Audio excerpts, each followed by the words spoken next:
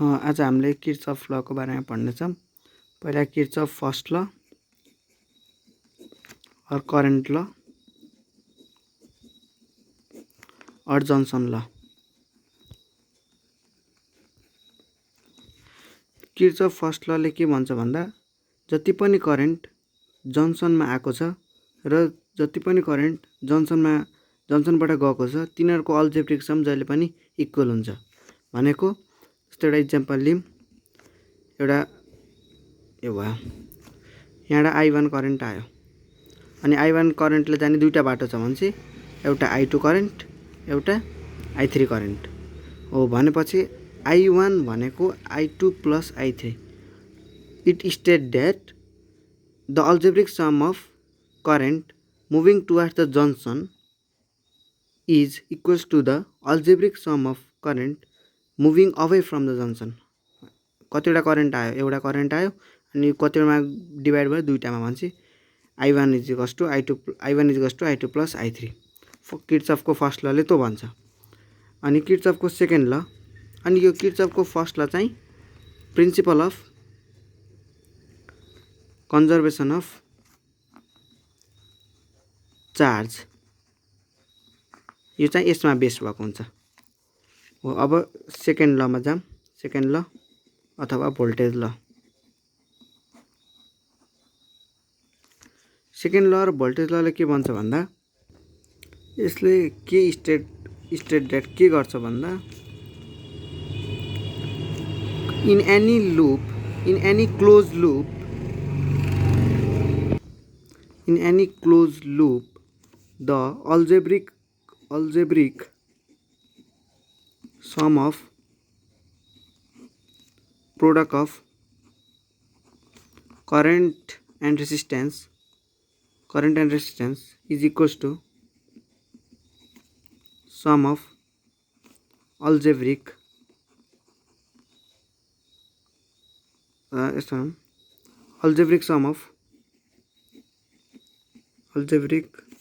sum of EMF भनेपछि product of I into R र total number of EMF कति छ EMF हो। यही नै सेकेन्ड लले स्टेट गर्छ। अब यसको रुलहरू छ। पहिलो रुल हेरौँ। त्यसमा हामीले भोल्टेजको लागि रुल हेरौँ। जस्तै यो पोजिटिभ टर्मिनल, यो नेगेटिभ टर्मिनल, यो पोजिटिभ यो नेगेटिभ टर्मिनल।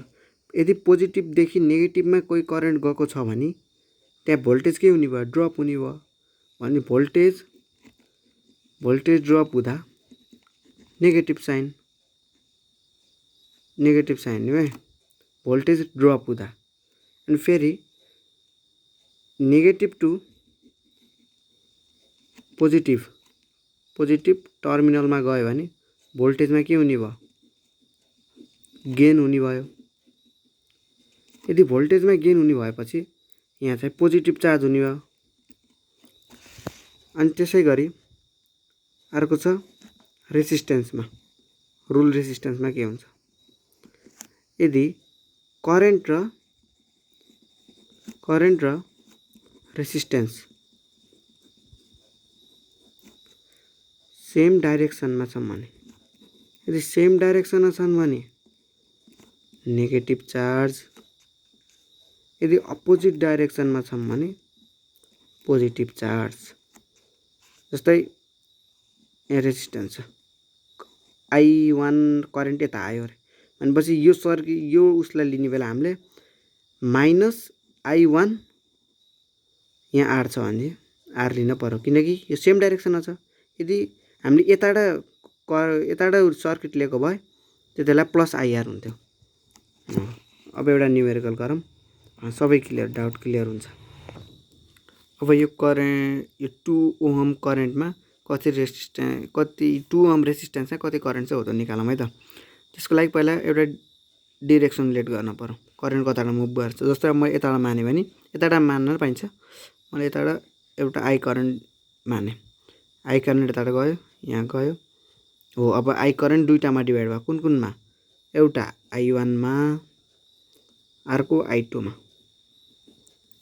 यो करेन्ट यसरी डिभाइड भयो। फेरि I1 बाट यता यता आयो अनि यहाँ सबै I1 नै आयो अनि यहाँ नि आयो अनि यहाँ भनेपछि यहाँ पनि I2 नै छ, यहाँ I1 छ अनि यहाँ आउने बेला I नै हुन्छ। हो, हामीले यसबाट के बुझ्यो भन्दा यदि यो पोजिटिभ टर्मिनलबाट गएको छ भने जताबाट गए पनि आउने बेला करेन्ट उही नै आउनुपर्छ, I नै आउनुपर्छ, किनकि यो करेन्ट यसरी घुम्दै आउने हो भनेपछि करेन्ट यसरी आयो।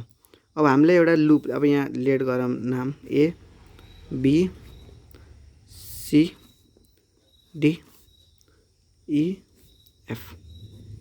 अब हामीले लुप लियौँ है त, फर्स्ट लुपमा लियौँ, कुन लियौँ A B E F हो, यति लिने। अब यतिले A B E F ले यतिले मात्र डिनोट गर्छ, लुप भनेको फेरि उही पनि आउनु पर्ने हो A B E F A हो भनेपछि in loop A B F A। अब एउटा डाइरेक्सन मानौँ, कन्सिडरिङ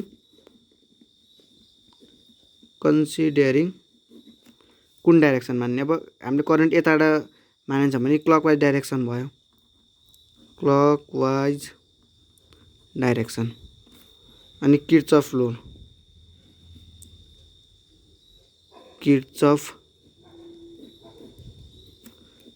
रुलबाट हो। अब हामीले यहाँबाट मानौँ है त, अब हामीले यहाँबाट मानेछौँ भने यो नेगेटिभ हो यो पोजिटिभ भने चाहिँ भोल्टेज गेन भयो भने चाहिँ यो पोजिटिभ। अब हामीले के पढेको छौँ फर्मुला यसरी रिकल गरौँ, यदि भोल्टेज गेन छ भने पोजिटिभ चार्ज, भोल्टेज लस छ भने नेगेटिभ चार्ज हो। अनि उसमा चाहिँ करेन्ट र रेसिस्टेन्स सेम डाइरेक्सनमा छन् भने नेगेटिभ चार्ज, अपोजिटमा छन् भने पोजिटिभ चार्ज हो। यही रुल लामो है त किर्चफ रुल लको लागि। अब हामीले यहाँबाट भोल्टेज गेन भयो भने चाहिँ यो प्लस लिनु पर्यो 35, यहाँ 35 प्लस अनि यहाँबाट गयो भने चाहिँ यहाँ I छ। हामी डाइरेक्ट करेन्ट र रेसिस्टेन्सको डाइरेक्सन सेम भयो भनेपछि त्यसलाई नेगेटिभ लिने, यहाँ नेगेटिभ माइनस यिनीहरूको प्रोडक्ट लिने 3I लिने। अनि फेरि यहाँबाट अब यो लुपमा हेरेको नि हामीले भने चाहिँ यहाँ पनि डाइरेक्सन सेम छ भने चाहिँ -2I इजिकल्स टु आउने बेला फेरि आयो। पोटेन्सियल भनेको त डिफ्रेन्स इन पोजिसन हो। अलि हामी फर्स्ट पोजिसनमा यहीँबाट यो पोजिसनबाट चुज गरेर भने चाहिँ फेरि यहीँबाट आयो भने चाहिँ त्यसलाई टोटल 0 हुने भयो। अब यहाँ हामीले इक्वेसन सल्भ गरौँ, 35 इजिकल्स टु 3I + 2I2, यसलाई एउटा इक्वेसन मानौँ। अब हामीले अर्को लुप हेरौँ है त। अब हामीले लुप हेरौँ, इन लुप अब B C D E B। अब यो लुपमा हेरौँ, अब हामीले कुन डाइरेक्सन मान्ने भन्दा अब यसमा हामीले जुन डाइरेक्सन लिने भयो एन्टी क्लकवाइज लिने भयो क्लकवाइज लिने भयो। है हामीले क्लकवाइज ल्याएको थिएँ, मैले योपालि एन्टी क्लकवाइज लिऊँ है त। अब एन्टी क्लकवाइज लिँदा यताबाट जाने भयो करेन्ट, हामीले यसरी मान्ने हो, यताबाट करेन्ट गएको भनेर यसरी मान्ने हो। अब यसरी जाँदा negative to positive voltage gain भन्छ यहाँ 40 +40 अनि यताबाट गयो, हामीले मानेको हो यो यसरी लेख्नु पर्छ, हामीले यसरी गयो। त्यसपछि यो अपोजिट डाइरेक्सनमा छ, रेसिस्टेन्स करेन्ट यता छ रेसिस्टेन्सको यता छ भनेपछि यो +4I1 अनि फेरि यताबाट कुन डाइरेक्सनमा छन् सेम डाइरेक्सनमा छन् भनेपछि -2I2 अनि आएर फेरि त्यहीँ आयो भनेपछि इक्वल्स टु 0। अब यहाँ हामीले लियौँ 20 + 2I1 - I2 equals to 0, 2 common ल्याएको अनि त्यहाँबाट 20 इक्वल्स टु -2I1 + I2। अब यो अर्को इक्वेसन भयो। अब त्यसपछि अब हामीले फेरि यहाँ हेर्ने हो भने यो जन्सन ल हुन्छ, किनकि केमा टुक्रियो I1 + I2, एउटा करेन्ट यसरी टुक्रेछ भने चाहिँ यो होल र यसको सम इक्वल हुन्छ भनेपछि हामीले जन्सन लबाट के हो थाहा, फ्रम जन्सन लबाट हामीलाई के थाहा भन्दा I भनेको I1 + I2 हो। अब यहाँबाट एउटा इक्वेसन आयो भनेपछि यहाँ आईको भ्यालु हामीले I1 + I2 हामीले राख्न पायौँ। हो यहाँ राखौँ है त। अनि चाहिँ from first and third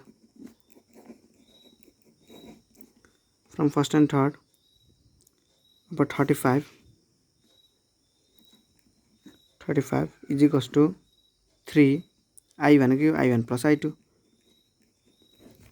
plus 2I2 फेरि 35 is equals to 3I1 + 3I2 + 2I2 35 is equals to 5I1 लाई यति गरौँ I1 जोडौँ 5I2 हो यसलाई 4 मानौँ।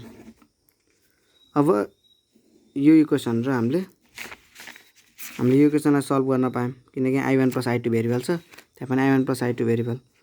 अब यहाँ हामीले I1 + I2 हामीले यहाँ इक्वेसन निकालौँ 20 + 2I1 भनेको नै कति रहेछ I2 रहेछ। हो त I2 को भ्यालु यहाँ राखिदिउँ 35 is equals to 3I1 + 5 I2 को भ्यालु कति 20 + 2I1 हो। अब सल्भ गरौँ 35 is equals to 3I1 + 100 + 10I1 35 - 100 - 75 13I1 therefore I1 is equals to यहाँ 65 हुन्छ। यो भनेको I1 को भ्यालु -5 आउँछ। अब हामी माइनस चाहिँ किन आएको भन्दा हामीले डाइरेक्सन अपोजिट लिएर हो, त्यसमा अब टेकिङ म्याग्निट्युड अन्ली गर्ने, त्यही भएर नेगेटिभ आउने बित्तिकै आत्तिन चाहिँ पर्दैन। टेकिङ म्याग्निट्युड अन्ली गर्ने अनि I1 को भ्यालु हामीले 5 एम्पियर लेख्न पायौँ। -5 एम्पियर आएको हुन्छ त हामीले डाइरेक्सन अपोजिट लिएको कारणले गर्दा सिधै म्याग्निट्युड लिएर 5 एम्पियर लेख्न पायौँ। अब हामीलाई निकाल्नु भनेको त 2 ओमको रेजिस्टेन्स हो भनेको I2 निकाल्नु भनेछ। अब हो यहाँ गएर हामीले I2 को भ्यालु राखिदिउँ 35 इज इक्वल्स टु 3 I1 को भ्यालु 5 + 5 20 + 2I1 सल्भ गर्ने 35 इज इक्वल्स टु 15 + 5 लाई यति गरौँ 20 + 2I1 गरौँ 35 - 15 35 मा 10 25 5 20 20/5 इज इक्वल्स टु 20 + 2I1 4 भयो 4 is equals to 20 + 2I1 -16/2 is equals to I1 is equals to अघि हामीले इक्वेसन यहाँ गलत लिएर रहेछ त। यहाँ इक्वेसन हाम्रो यहाँ छ इक्वेसन यहाँ पनि हैन हो यो इक्वेसन भने हुन्छ 20 + 2I1 is equals to I2 20 + I1 को 5 छ भने 5 × 10 I2 तर I1 को एन्सर लिने बेला मात्र उ लेख्ने, तर यसको साइन त खासमा नेगेटिभ हो। देयरफोर I2 भनेको 10 भनेको 10 एम्पियर आयो। भनेपछि किर्चफ रुलमा यस्तो प्रोग्राममा तीनटा कुरा मात्र हुन्छ, एउटा लुप लिने अनि डाइरेक्सन चुज गरेर गराउने, एउटा जन्सन ल अनि फेरि अर्को लुप लिने हो। यो दुईटामा दुईटा भेरिएबल हुन्छ अनि योसँग सल्भ गर्ने अनि तीनटा इक्वेसनको त्यसरी निकाल्ने, यसरी सल्भ हुन्छ।